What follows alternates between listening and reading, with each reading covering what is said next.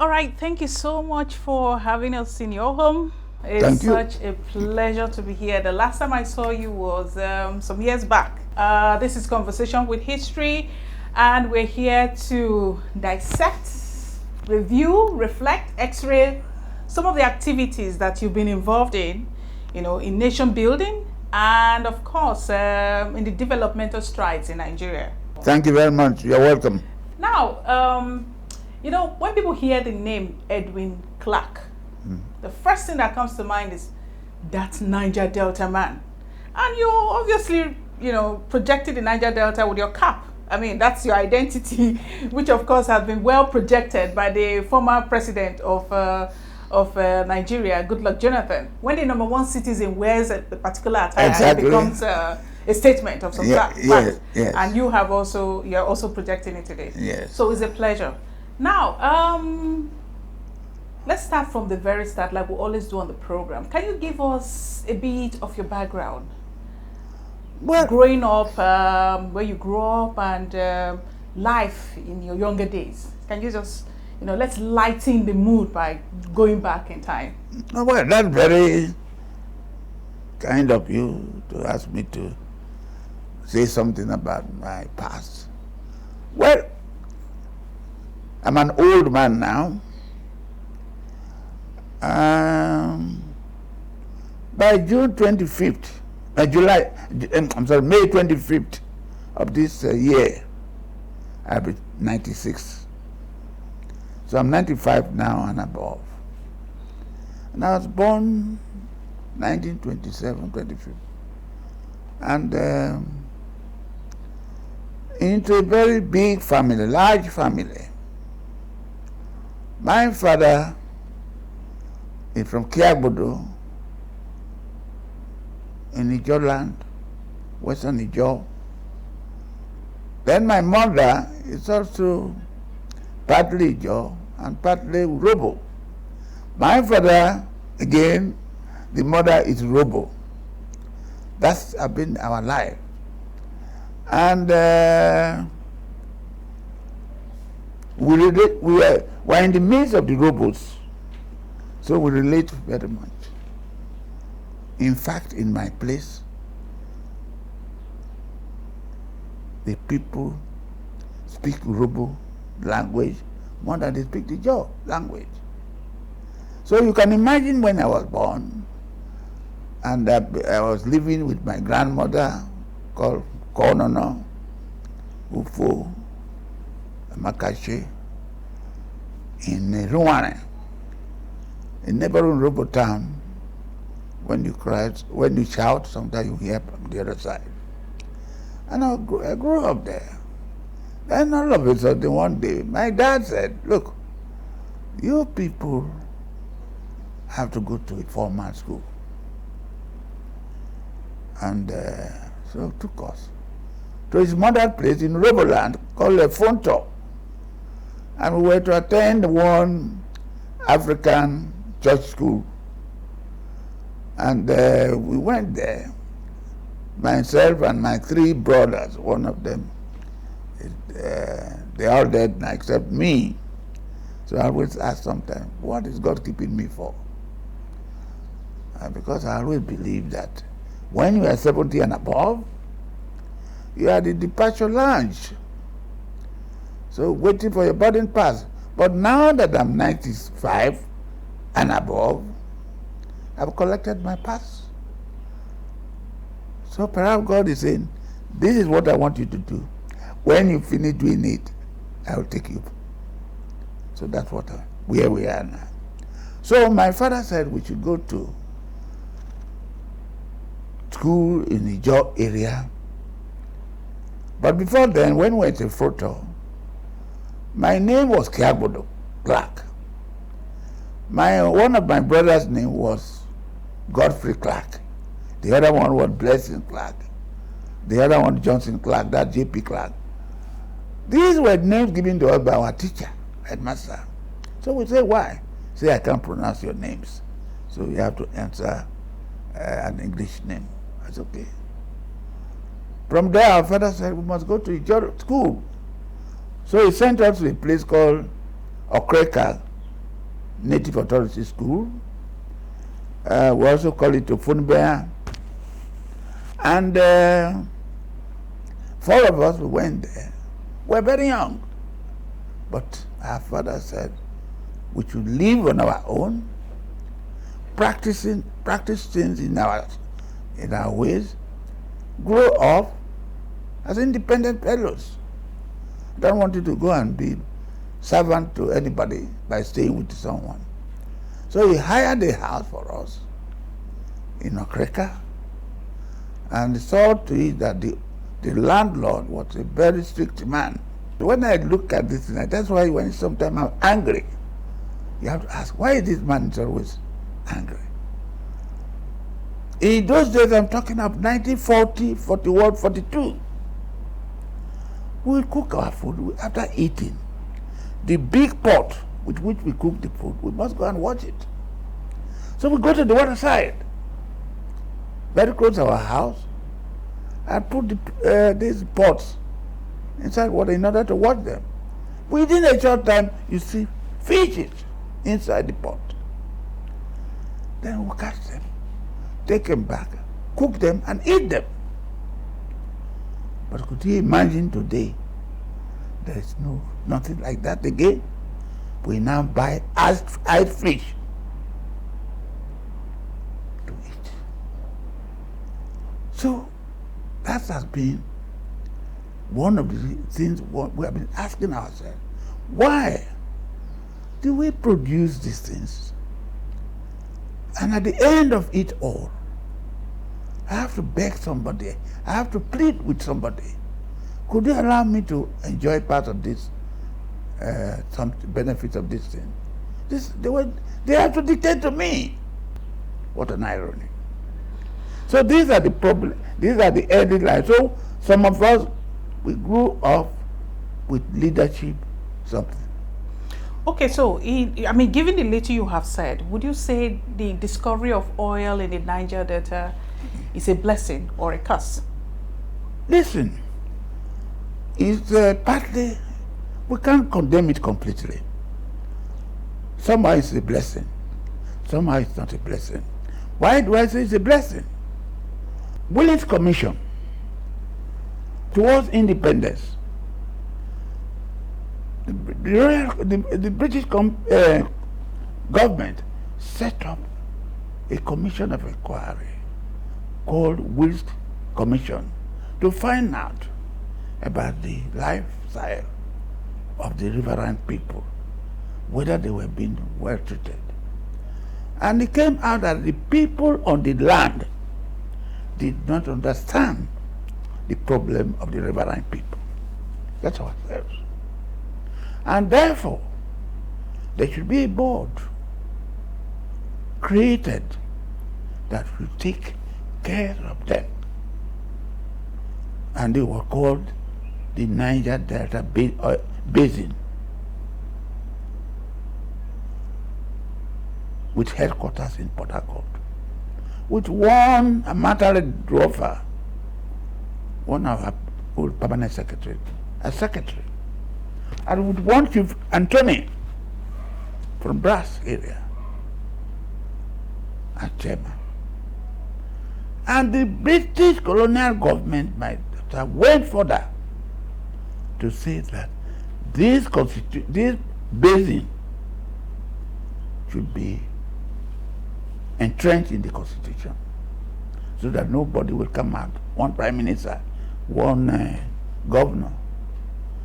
So it was put in the 1963 Constitution for 10 years before it will be reviewed. But unfortunately, in 1966, we had a coup. So the Constitution suspended. But one would have expected that the Murtala Mohammed Obasanjo government that recommended for a return to civilian regime and to draw a new constitution, when they set up a 50-man panel under F.R. Williams, Ola Wolwo refused to attend. That's why it became it became at that time 49 people. This particular cross, one would have expected that it would be part of the new constitution that was promulgated after Obasanjo's military administration. But that was not to be. So, to that extent, I cannot therefore say it's a blessing. But again, God knows what He was going to do with us. When He placed us in that difficult terrain, vegetation, water everywhere, mangrove trees everywhere, salt water everywhere. But when the oil was founded in Olebri in 1956, that was the beginning of our came to life. That was the beginning of our being recognized. So the little we have got today, either through government or through our own initiative, we could have been a forgotten people if oil was not discovered in the Niger Delta. Does that answer your question? Well, relatively. Yes, when you say you could have been a forgotten people in the Niger Delta, yes. I mean, there are other states that do not have the same endowment, natural endowment Like that you what? have. Yeah, mention. You know, and somehow, for some reason, they're able to thrive. Listen, in 2005, Obasanjo constituted an assembly, National Assembly. We met in this Abuja. And when we demanded for 25% derivation from 13% to 25%, they said no. Who are the people saying no? Those who do not produce oil, those whose terrain has not been destroyed, ecosystem has not been changed. They had the people shouting, "We will give you this." That's why I say it's an insult for someone living in the land to be feeding on my resources, which God gave to my area. I'm not saying that we should not enjoy it. Every Nigerian is free to enjoy it because we are Nigerians. But if you deny me, then we are working against God. We don't have any facility. For instance, the PIB for the past 10 or 15 years has been on. 10% was earmarked for the host communities, those in whose area the oil is produced. They did nothing. Okay, so let me butt in here. The question now, therefore, is, people look up to you as one of the, the founding fathers in that region. The question then, therefore, would be, what did you do to at least influence? I mean, you're giving us a narrative now. What did you do as an individual to change the narrative? Thank you. I've told you that I'm going to 96. As the leader of my people, I did not force my leadership on people. They recognized me because of what I did. When I was in government in Midwest State, there was only one secondary school in Niger land, St. Brethren, owned by the Catholic. But as Commissioner for Education, I was able to plead with the governor. And by the time I left education in 1971, I had established 10 new more grammar schools in my place. That's open it. That's part of the blessing. If the money from the oil, part of it was not coming to us by either by location also, we couldn't have been out money to do that. So that's a blessing to that extent. So, as I was telling you, I called a meeting of all the leaders of the Niger Delta. to a place called PTI in Warri, Efron. We met and we took a decision to appeal to the avengers. We don't know them. And to lead a delegation to Mr. President. That is how Niger Delta Forum Bandit was formed.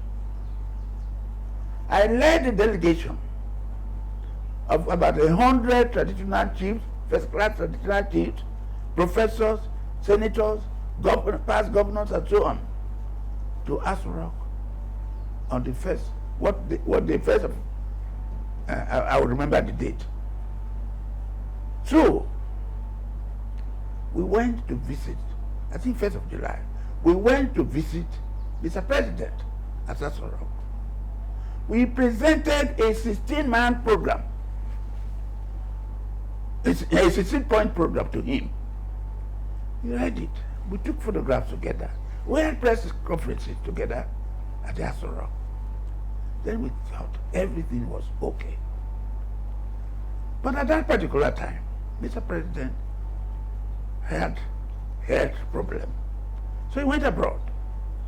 During the period the Vice President acted, he visited the whole of the Niger Delta, reassured them that modular refineries will be established in the area to replace, I use the word, to replace the so-called illegal refineries being operated by our people. He said, that's good. This was at Yanagua. When he went to Uyo in Akwa Ibom, he told them that we will not be able to deal with the problems of the Niger Delta except if the oil companies, the overseas oil companies, relocate their operational center, headquarters, to the Niger Delta. And that the government would direct them to do so. They come to the Niger Delta, hire houseboats with which they do the operation.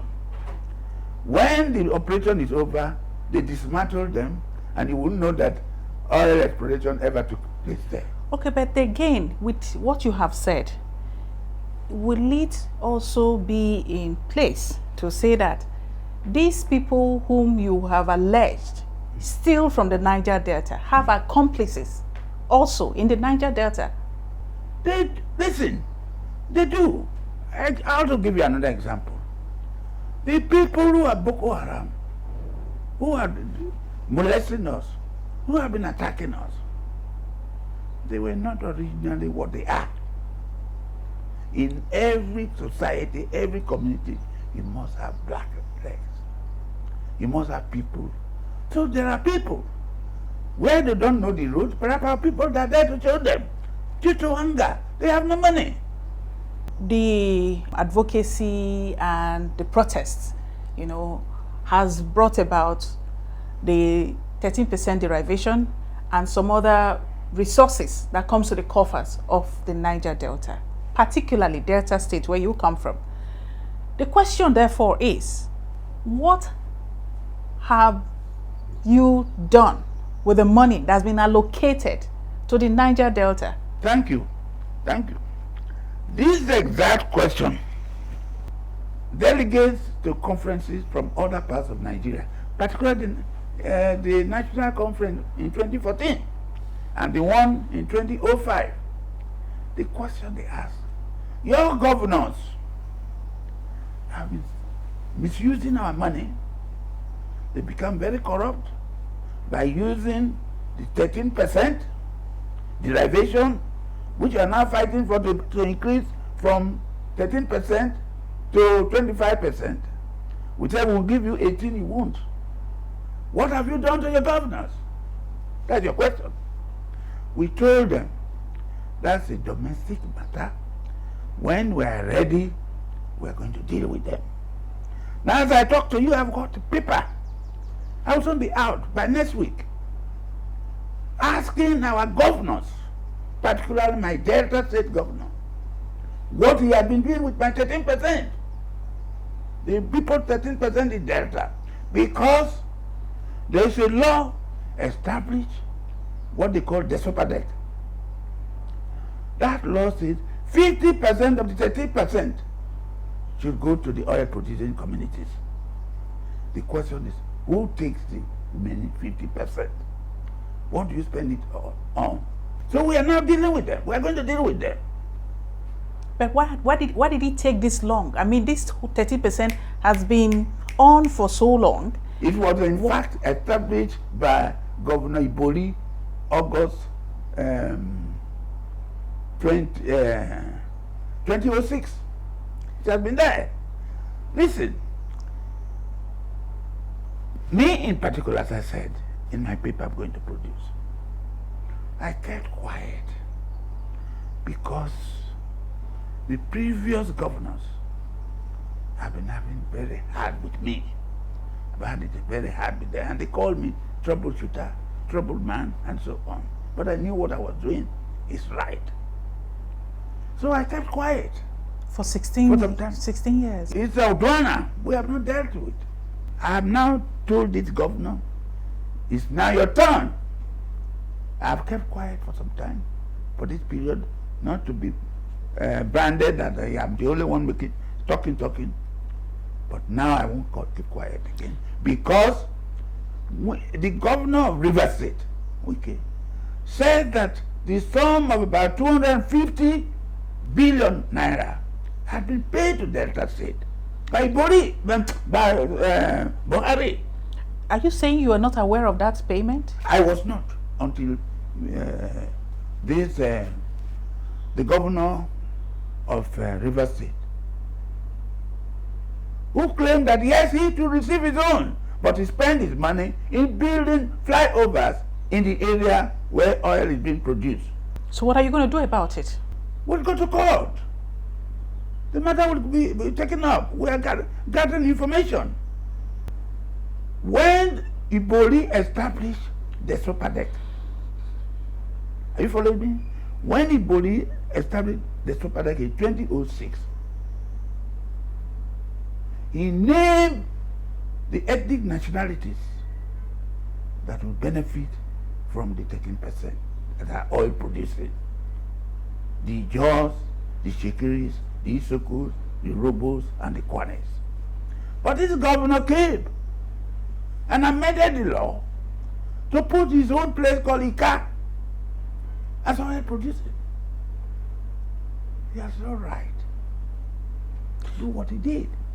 So, given what you have said, don't you think also that the internal politics within Delta may also be inimical to why the state has not progressed, expected? It's also been called by the governors.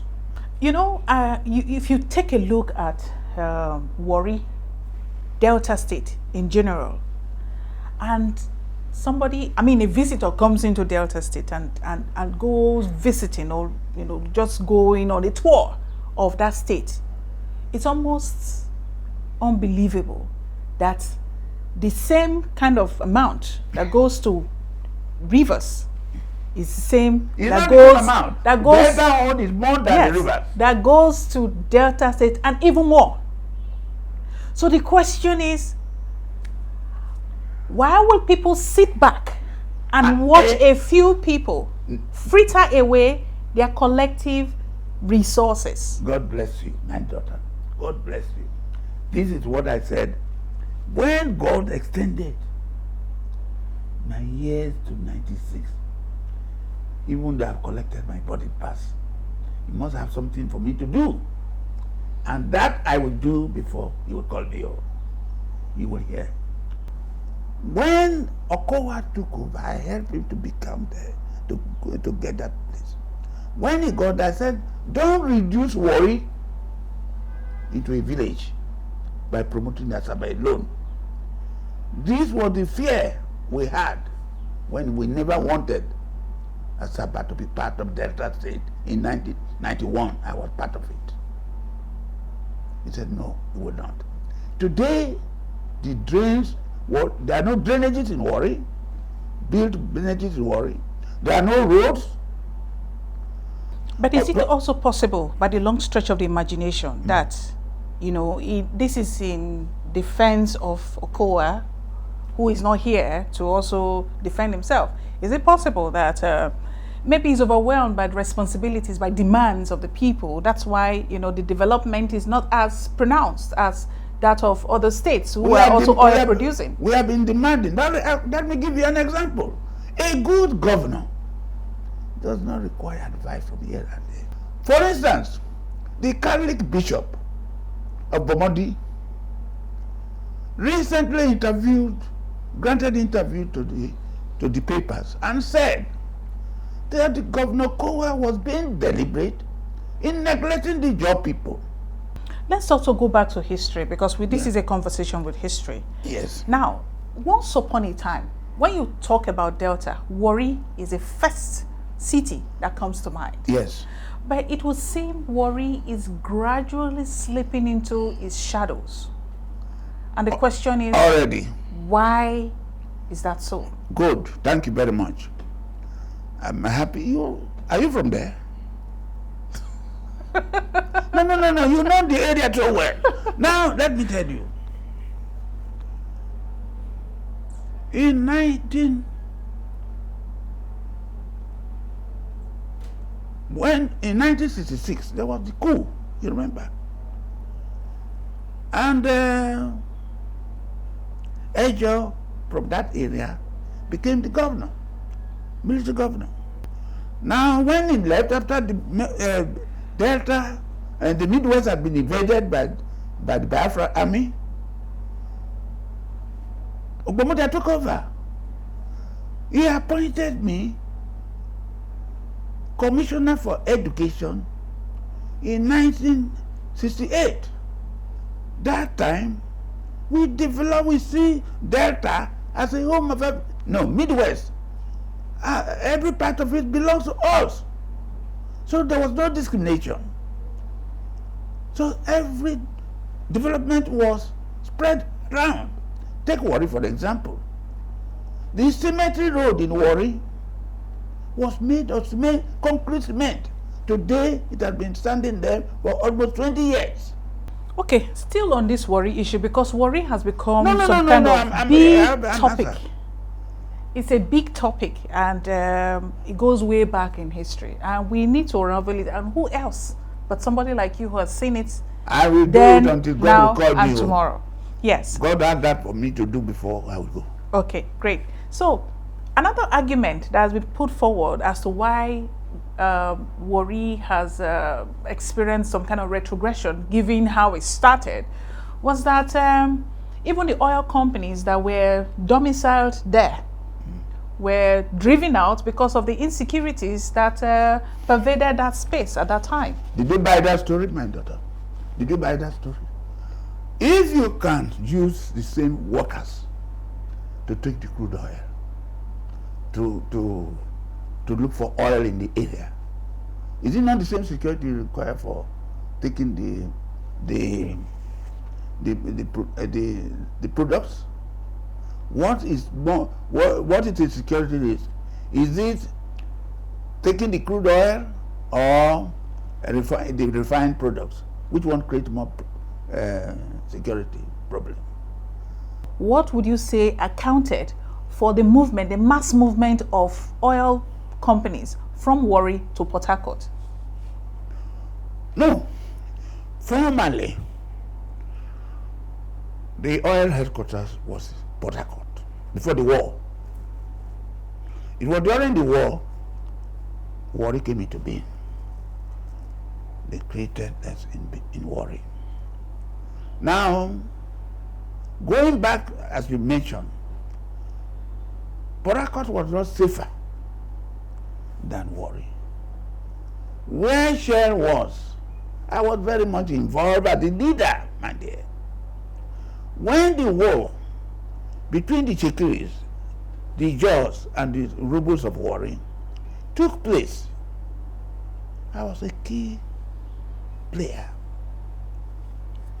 That time, okay, it will be said that was written. But Shell now believed that they were making money from the offshore than the onshore. economically, that's one of the reasons of their movement. The oil they have on the land is giving way to offshore oil. Nigerians who have interest in this oil and who are in the government have been influencing the oil company. Today, Ajib is but it's in Abuja. What is Ajib's headquarters be doing here? What does not happen in London and other places? In England, various communities host various oil companies. But in Nigeria, everything must be in the state capital, in the country's capital also. So they have moved out. Is there any chance of having them come back? That's what we have. Good. If the Mobile had moved to Eket, Chevron moved to Warri, Ajib moved to Bayelsa, the things could have changed. You are looking at your people. You are also regarding them. People, the women will sell groundnut, sell everything. The boys will sell water and so on. This is what's happening in Lekki. The famous lake we are talking about. Now what has happened again? We have to cry every day. Okay. What is the reason of building a deep sea oil port in Lekki? When Warri cannot operate, when Calabar cannot operate, when Cocoa cannot operate, what type of country do we belong to? What about the insecurity? Could it be that the insecurity is also the reason why these people are not coming? That place is not attractive to investors? No, partly economical, partly politics. There's no question of insecurity in Warri more than Port Harcourt or Yenagoa. So when you say politics, are you saying some people are in a very calculated manner? Some people who are in government, some people who are part owners of some of these companies, oil companies, now prefer to operate from Lagos, Abuja, partly Port Harcourt. Okay, so let's go back to this resource control. I mean, this is one advocacy that you have championed, and your voice seems to be the loudest in that regard. I'm still on it. You're still on it. Now, if we roll back in history, there was a certain time when General Yakubu Gowon, elected you or nominated you as one of the members for this confederation. Confederation. And you were one of the dissenting voices. You were one of those who said, no, that there was no need for that confederation. What would you say was your reason for saying no then, and then you now screaming resource control in the 21st century? Thank you very much. Number one,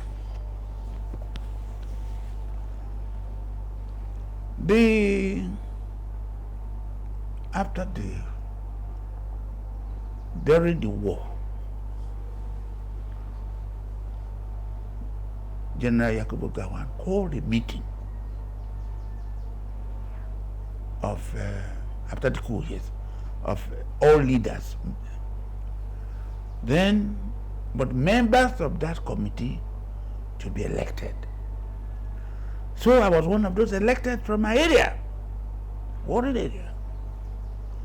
Then we went to Benin City. From there, some of us went to Lagos. The meeting was held several times, but the Igbos under Odumegwu Ojukwu refused to attend. Let us complete the meeting. Gowon said no, he will not finish that meeting unless the Igbos were present. And that gave rise to a Burim meeting. Government had just changed there, and the people were invited to go to Aburi. But before we went to Aburi, our people went to build. Let me say this. One day when an advisory meeting presided over by David Ejor, and Colonel Warri was then the area commander, he said, what is confederation? He was not very well educated army officer. What is confederation? What is southern solidarity? What is federation?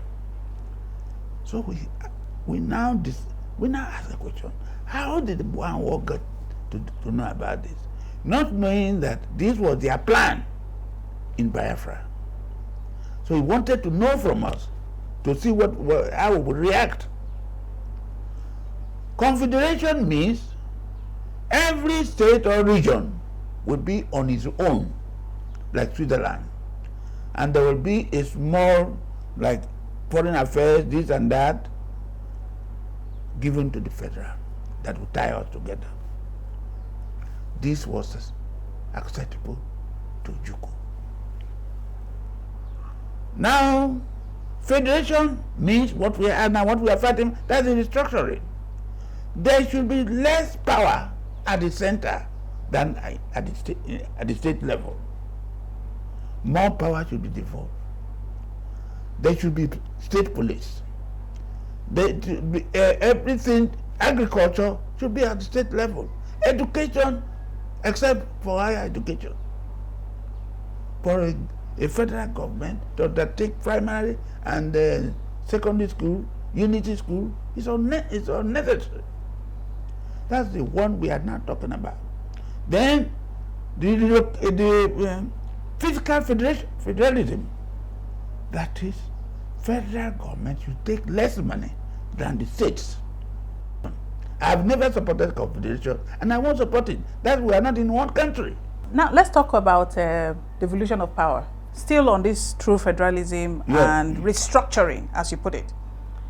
Given your experience, and I mean everybody's experience in the different regions and in different states, do you think the state governors have the capacity to manage their states independent of the federal government influence? We had 3 regions up to 1963. Then we had 4. They were federation.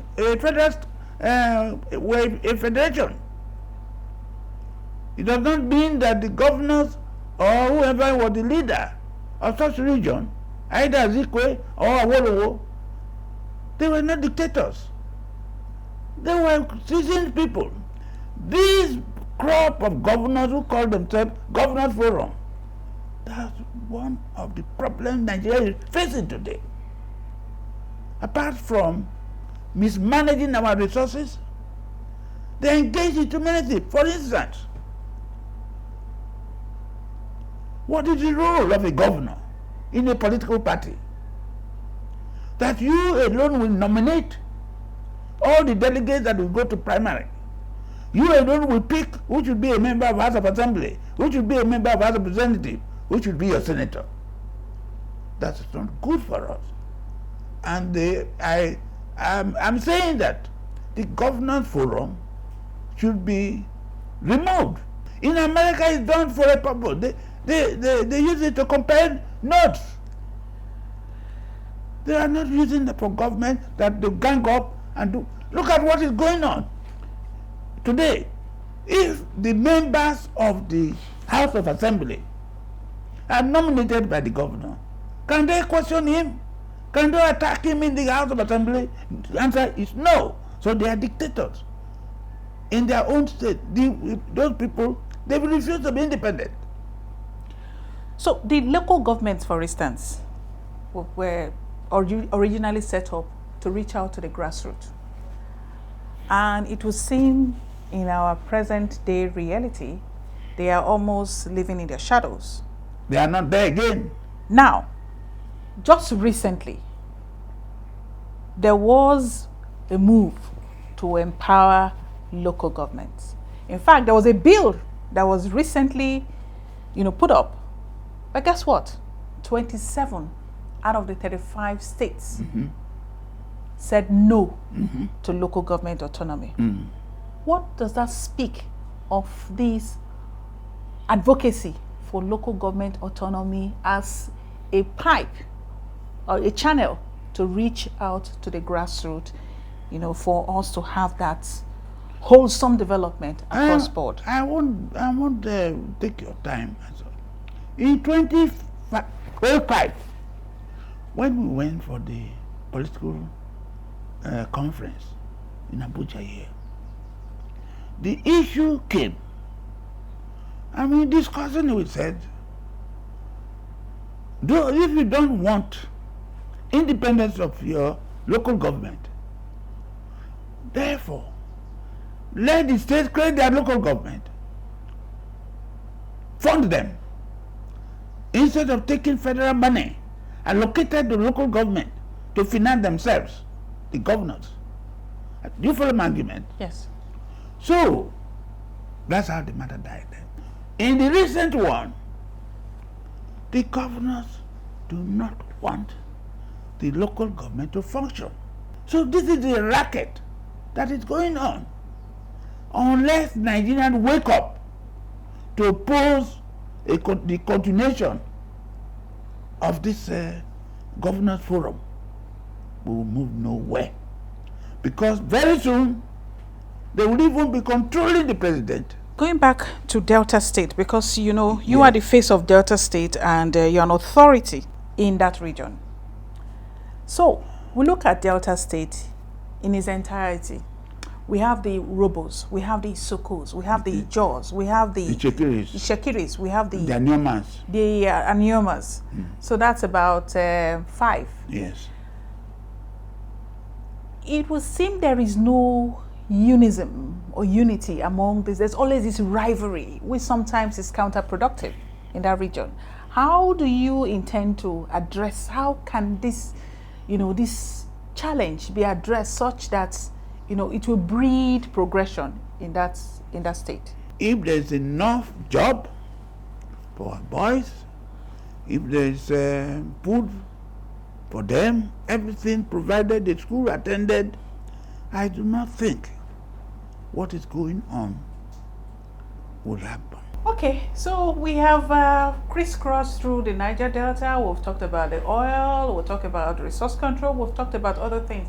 Now we're zooming in into your family. I mean, the Clark family is one that, when you hear Clark, it resonates with national presence. You seem to have branched out in many facets, many sectors, many areas of our national life, and you seem to really, really go all the way up, and you fly really high. J.P. Clark, who was a poet, a renowned poet, God rest his soul, was one who also contributed to the literary works and the education, in Nigeria. You on your own, you were very vocal when it comes to politics. I have a brother who died recently. It was JP was next to him. The Blessing?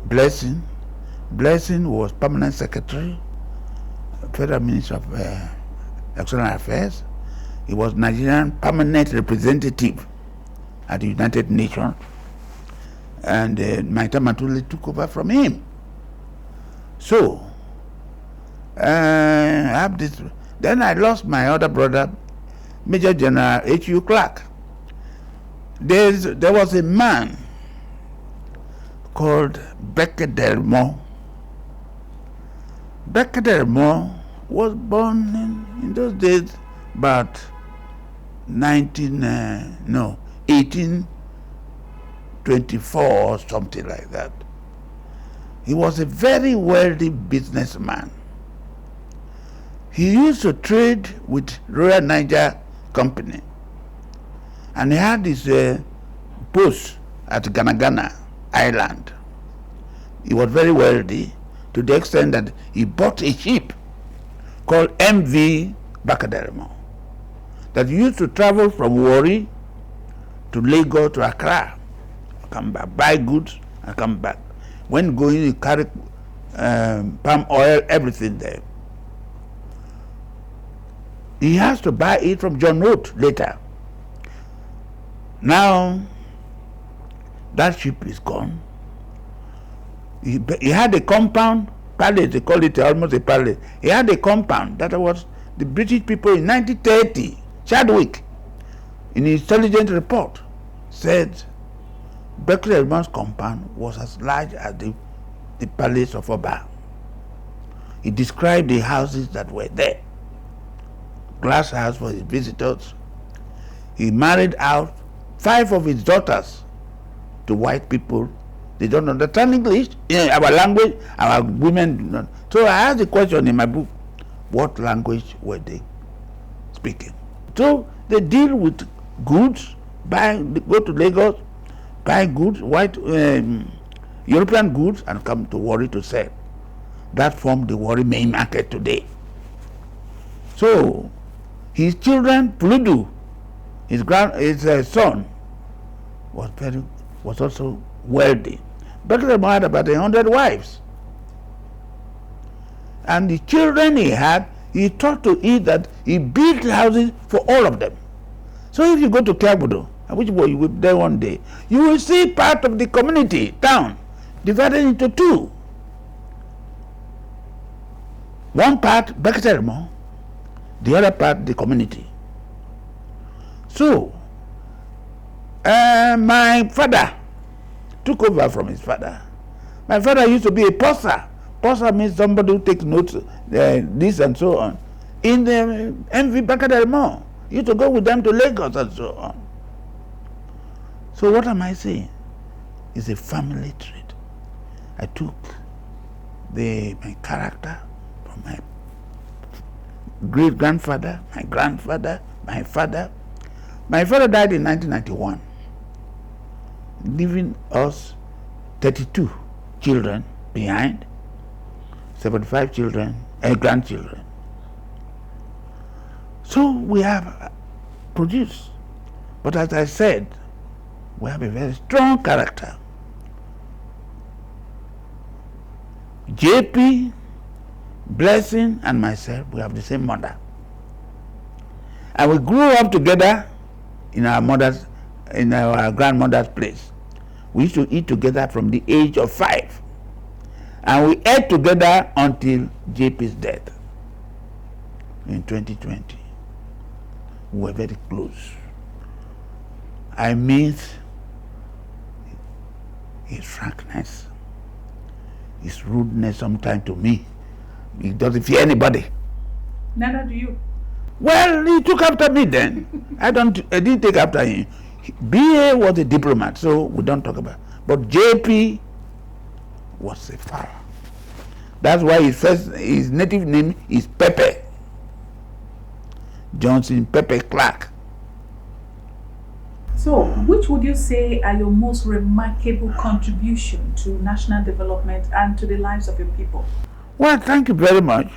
Without being immodest, when the war broke out, or after the coup, Ojukwu said our children, our students, should live in Nsukka.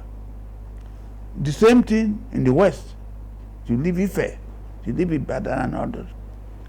So we had nowhere to put these students. So Ibori called me. I'm sorry, Ogbomodia called me.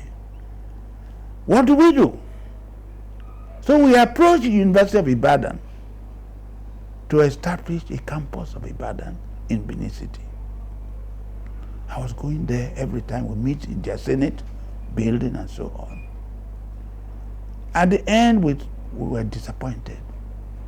So we decided to open our own MIT, Midwest Institute of Technology, which gives birth to University of Benin today.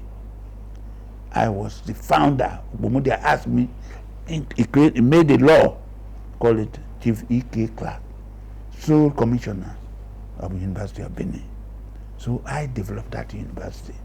Today, the Faculty of Management Sciences is named after me. It was the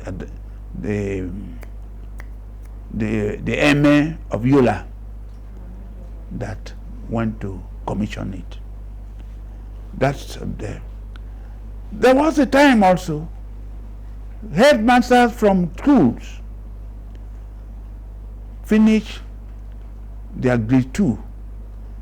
The salary increase, there was no salary increase. The bar was 248,000 naira. So I introduced what they call Headmasters Institute, where teachers who have taught as headmaster for 25 years, 30 years would go to, and from there their salary lifted. I was not surprised. One day I sat down here when an old woman came here, and with his children, one daughter and one son. Said, "This is my son. He's a gynecologist in Saudi Arabia. He's a professor. This is my daughter. She works in this day. I've come to introduce them to you that, but for the Headmasters Institute you created, I could not have been able to educate them when their father died." So you can imagine my joy. When we think of Edwin Clark, what do you want us to remember you by? The man who is brutally frank. That's the title of my memoirs. Brutally frank. And so on that note, we want to say it's been such a pleasure engaging you on this program entitled Conversation with History. I must confess, this is the most very thorough interview, thorough and detailed and lively program I've ever given, engaging. There's nobody who has interviewed me as you have done today. So I'm very grateful to you and to your crew and to NTA. Thank you. And so on that note, I want to say thank you so much, giving us a better insight of Delta State and the Niger Delta and all the problems that seem to bedevil that region. But by God's grace, hopefully all of these problems will be resolved in due time, and God willing, you'll be alive to see it happen. Amen. Amen. Thank you very much. Thank you so much, sir.